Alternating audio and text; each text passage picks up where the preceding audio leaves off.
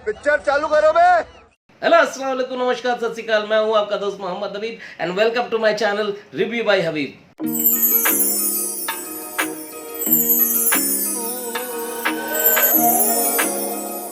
तो दोस्तों, आज मैं उस ड्रामे के बारे में बात करने आया हूं, उसकी रिव्यू लेकर आया हूं, जिस ड्रामे का 9वां एपिसोड ARY डिजिटल पर आ चुका है, जो एक बेहतरीन ड्रामा है हर तरह से, चाहे अदाकारी हो, BGM हो या फिर स्टोरी हो, डायरेक्शन हो, सब में वो अव्वल है। Oh my God!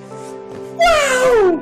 इसलिए ये बहुत तेजी से लोगों के दिलों पे राज कर रहा है और दिन ब दिन इसकी TRP और इसके व्यूवर्स बढ़ते जा रहे हैं। जी हाँ दोस्तों, मैं अब इसका नाम लेने जा रहा हूँ। इस ड्रामे का नाम है रद। राजा और रानी की। जी हाँ दोस्तों, रद के मरकजी किरदार में है हिबा बुखारी, अरसलान नासिर और शहरयार। तो दोस्तों, इन तीनों की बेहतरीन अदाकारी, उसके साथ में बहुत सारे और दीगर अदाकार हैं, उनकी ज़बरदस्त एक्ट से सजा ये ड्रामा लोगों को बहुत पसंद आ रहा है और आप लोग इसे बहुत प्यार दे रहे हैं। तो आइए मैं सबसे पहले इसकी स्टोरी को अनफोल्ड करता हूं और सीन बाय सीन एनालाइज करता हूं। चलो भाई, देखो अब मैं क्या करता हूँ। तो दोस्तों, आपने इसके 8वें एपिसोड में देखा कि घर वाले एक डेट फिक्स कर देते हैं और जैन को बाहर जाना होता है। तो इस 9वें एपिसोड की शुरुआत में ये होता है कि जैन ऑन द वे है, एयरपोर्ट की तरफ बढ़ रहा है और उधर हिबा बुखारी जो है यानी कि ईमान, वो उनकी कंपनी की मीटिंग चल रही है। जैन परेशान है, उसे मैसेजेस कर रहा है। तो जैन इसलिए परेशान है कि वो चाहता है कि ईमान एयरपोर्ट आए उसे सी ऑफ करने के लिए। रहा नहीं जाता, तड़प ही ऐसी है ना। लेकिन ईमान मीटिंग में होने की वजह से वो आ नहीं पाती है और जैन का गुस्सा बढ़ता जाता है और वो फ्रस्ट्रेशन में नजर आता है। उसके वालिद पूछते हैं किसका मैसेजेस है, तो वो कहता है कि मेरे दोस्त का है। तो एनीवे, उसके बाद वो एयरपोर्ट पे खड़ा वेट करता है। तब तक कॉल आ जाता है कि आपको अंदर इंटर करना है इमिग्रेशन वगैरह के लिए, जो भी कार्रवाई होगी उसके लिए। तो वो अंदर जाने से पहले एक बार बात करता है, फ़ोन पे बात होती है। तो ईमान कहती है कि मैं ऑन द वे हूँ, काफ़ी ट्रैफिक है और इत्तेफाक से उस दिन ट्रैफिक रहती है। तो वो बोलता है एक काम करो, मैं अंदर जा रहा हूँ, तुम्हारा आना कोई मतलब नहीं बनता है। वो फिर वापस घर की तरफ चली जाती है। इससे काफ़ी वो गुस्से में है। तो घर पहुंचकर ईमान कॉल करती है, लेकिन कॉल लगता नहीं है। वो काफ़ी उदास सी है, लेकिन इस उदासी शॉट को डायरेक्टर ने बड़े बेहतरीन तरीके से लिया है। कैमरा जूम करता है ईमान की तरफ और बाल ब्लोर से हवा में उड़ते हैं। ब्लोर व्लोर का इस्तेमाल बढ़िया से किया गया है सीन को उभारने के लिए। डायरेक्शन बहुत अच्छा है। जिस सीन की जैसी रिक्वायरमेंट है उसको शूट करने में कोई कोताही नहीं की गई है। बढ़िया से शूट किया गया है, जमा के शूट किया गया है। गाना बजाओ। तो दोस्तों, अगला सीन शुरू होता है सालार की सौतेली माँ और उसके वालिद के साथ में, जो दोनों आपस में बात करते हैं। तो उसकी वालदा बताती हैं कि समन का जहाँ रिश्ता लगा है यानी मरियम, उनकी वालिदा जो है उनका फौत हो जाता है अमेरिका में। अब उनकी बॉडी पाकिस्तान आएगी और उसके बाद उनको मतलब तदफीन की जाएगी उनकी। तो जिस वजह से उनके घर में इंतकाल होने की वजह से ये जो शादी है उसकी डेट आगे बढ़ गई है। तो उसकी माँ काफ़ी गुस्से में है। वो कहती है कि सालार का नाम जहाँ भी जुड़ा रहता है वहाँ मनहूसियत आ जाती है, लेकिन सालार के लिए तो हैप्पी डे है कि उसके लिए तो बड़ी खुशखबरी है भाई साहब। जब ये बात सलार को पता चलता है तो वो चेहरा भले ही उदास सा है, लेकिन अंदर ही अंदर उसके मन में लड्डू फूट रहे होंगे, लड्डू। बड़ा हरामी हो बेटा। और ये खुशखबरी सुनने के बाद सलार बाहर निकलता है तो उसकी बहन समन मिलती है, जो उस बोलते हैं ना कि अंधेरे में रोशनी जैसी। तो इन माँ बेटों ने, उनके शौहर ने जो अंधेरा फैलाया, उसमें एक मोहब्बत की रोशनी समन से आती है अपने भाई के लिए, सालार के लिए। तो वो उसे पकड़ती है और उसे लेके जाके कहती है भाई आप यहाँ से भाग जाओ। तो बोले नहीं, मैं कैसे भाग जाऊँ, वो मानता नहीं है। तो बोलता है कि इन लोगों का एहसान है कि इन लोगों ने मेरी बात छुपाई है। तो ये अपने आप को दोषी मानता है अपनी माँ की हत्या के लिए। तो वो कहती है अगर अच्छा है कि पुलिस आपको पकड़ लेती तो कम से कम आपकी सजा अब तक खत्म हो चुकी होती। भाई क्या बात है, क्या बात है सर, क्या बात है सर, क्या बात, ये बात है। अरे सर क्या बात है। तो समन और सालार को बात करते हुए देखकर कामरान की एंट्री होती है और वो अपने भाई को मतलब मारने की कोशिश करता, तो उसकी वालदा वहां आ जाती है, तो वो छुड़ाया जाता है लड़ाई को, और वो कहता है कि आप अपनी बेटी से पूछिए, ये भागने का प्लान कर रही है या इसको भगाने का प्लान कर रही है, जो भी एनीवे यहाँ पे बातें होती है, और वो उसको धक्का दे करके चला जाता है। तो फिर उसकी वालिदा जो है वो कहती है कि समन तुम मेरे पास आओ, तो समन नहीं जाती। तो सालार कहता है समन को कि तुम अंदर जाओ। पता है क्यों कहता है? वो अकेला रहेगा तभी तो ये शॉट बनेगा। भैया यहाँ पे डायरेक्टर को कैमरा चार्ज करना है सालार के ऊपर में। देखिए ये शॉट बनेगा कैसे जब तक अकेले नहीं रहेगा तो, और पीछे से बैकग्राउंड भी चलता है टेढ़े टेढ़े, लेकिन जो भी हो म्यूजिक बहुत कमाल का है। नहीं, मैं नहीं मानता। तो दोस्तों अगला सीन आता है जमील साहब का, जो सवेरा को लेकर के अपने ससुराल आए हैं और उसको कहते हैं कि भाई मैं समीर से मिलने जा रहा हूं तुम्हारे कहने पे, लेकिन तुम्हें अपने वालिद से पैसे मांगने हैं क्योंकि मुझे बिजनेस सेटअप करना, मशीनें खरीदनी है। जी हाँ दोस्तों, यहाँ पे वो जैसे तैसे हाँ तो बोल देती है और वो वहां से जाती है। तो दोस्तों अगला सीन शुरू होता है कि सवेरा और ईमान दोनों आपस में बात कर रही हैं, तभी फोन बजता है ईमान का, तो वो फोन में बिजी हो जाती है। बीच में घर की बेल बजती है और सवेरा जाकर के दरवाजा खुलती है, तो पता चलता है कि जैन की वालिदा वहां पर आई हैं शाइस्ता, और वो मिलना चाह रही हैं। तो उन्होंने बहाना किया कि मेरी तबीयत खराब है, थोड़ा आराम करना चाहती हूँ और मेरे लिए पानी ला दो। और इसी बीच जमील का भी फ़ोन आता है उनके पास, तो वो समझाता है कि देखिए मामला गड़बड़ा जाएगा, आप पैसा मत मांगिए। एक्चुअली वो अपने चक्कर में है क्योंकि उसने भी पैसे मांग लिए, तो अभी पैसा मिलेगा कैसा? वो चाहता है कि पहले मैं पैसे ऐंठ लूँ अपने ससुर से, उसके बाद ये डिमांड करे जो भी है।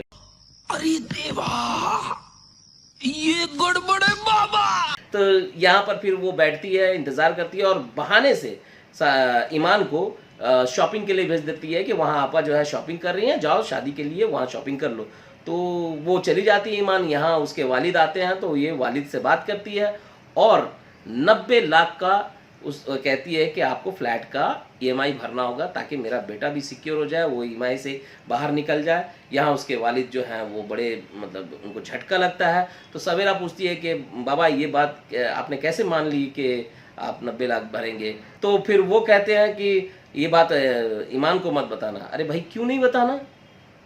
अगर 90 लाख रुपया चच्चा के पास में है तो अलग बात है, और नहीं है तो फिर लंबा खींचना क्यों है? बता देने में हर्ज क्या है? Good question, you are a good question.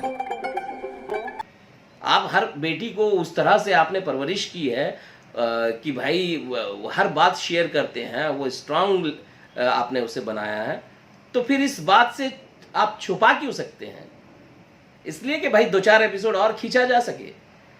और वही होता है जब सवेरा जब बात करती है ईमान से कि भाई तो फ्लैट जो तुम्हारे नाम में जैन ने लिया है, वो फ्लैट के पेपर किसके पास है? तो बोले मुझे नहीं मालूम, ये उसका काइंडनेस है कि भाई उसने मुझे बता दिया, उसके पैसे हैं, वो जाने, मुझे उसने नाम भले कर दिया हो, लेकिन मैं इसमें कुछ इस तरह का ये नहीं कि बोले नहीं पूछ लेना तुम अकेले में कभी मौका मिले तो ये वो बताने वाली होती है कि फिर वालिद आ जाते हैं सवेरा, तो वो बोला अगर तुमने बता दिया तो मैं जहर खा लूँगा या मर जाऊँगा।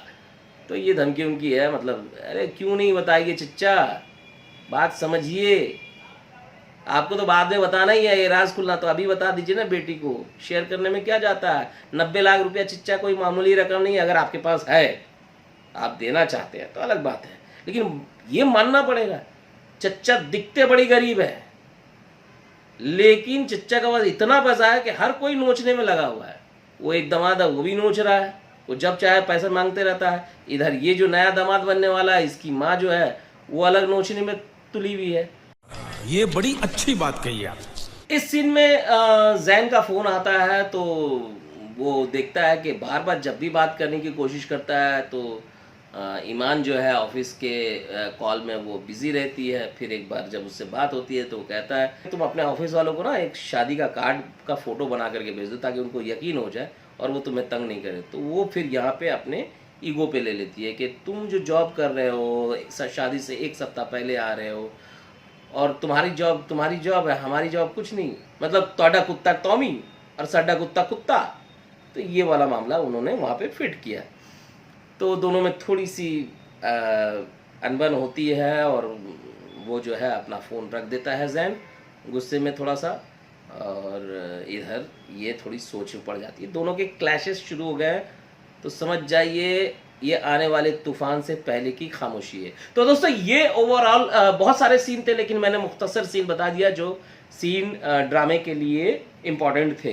तो यहाँ बात आती है कि स्टोरी बहुत अच्छी तरीके से जा रही है। इस ड्रामे की सबसे बड़ी खासियत है कि इसकी स्टोरी टेलिंग बहुत कमाल की है। कोई भी चीज़ को बहुत सिंपल और सपाट तरीके से नहीं लिखी गई है। जिस भी बात को कहा गया है उसके अंदर में वो ड्रामाटाइजेशन बहुत इम्पोर्टेंस रोल अदा कर रहा है। राइटर आसानी से नहीं लिख रहे हैं, उस पर सोच रहे हैं, उसके तरीके अलग होते हैं। तो एनीवे, तो स्टोरी, स्क्रीन प्ले, डायलॉग्स बढ़िया है। अब आते हैं बीजीएम पर। इसका कमाल का बीजीएम है, इतना बेहतरीन सिग्नेचर म्यूजिक रखा गया है इसमें, तुरुरुरुरु तुरुरुरुरु, तो बहुत मज़ा आता है।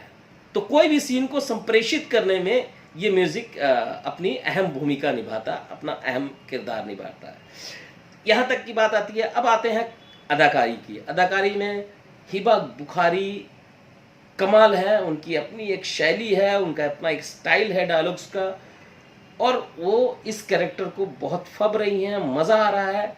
उनके जितने भी ड्रामे देखे, इश्क तेरे नाम वगैरह जो भी हो, उन्होंने कमाल किया है, और इसमें भी वो बहुत दमदार रोल में नज़र आ रही हैं। और सबसे बड़ी बात कि इस ड्रामे में हम 2 ड्रामा देख रहे हैं हिबा बुखारी का। एक वो दीवानगी 2 का भी ट्रेलर आ रहा है, तो एनीवे उसका मुझे भी बड़ी बेसब्री से इंतज़ार है। तो अब आते हैं दोस्तों अरसलान नासिर पर। क्या उन्होंने होल्ड किया अपने कैरेक्टर को, और क्या बेहतरीन तरीके से उन्होंने अपने कैरेक्टराइजेशन किया है, उसकी एक स्टाइल बनाई है, बहुत ही दमदार है। अरसलान नासिर के बाद आते हैं हम लोग शहरयार पर।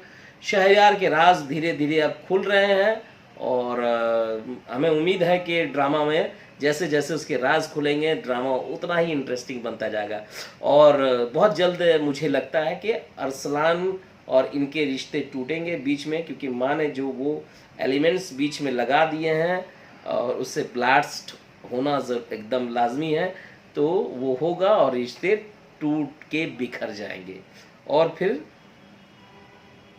शहरयार और हिबा बुखारी की मोहब्बत दिखाई जाएगी। ऐसा इस स्टोरी का मतलब, कहते हैं ना कि पूत के पाँव पलने में नज़र आते, तो वो नज़र आ रहा है।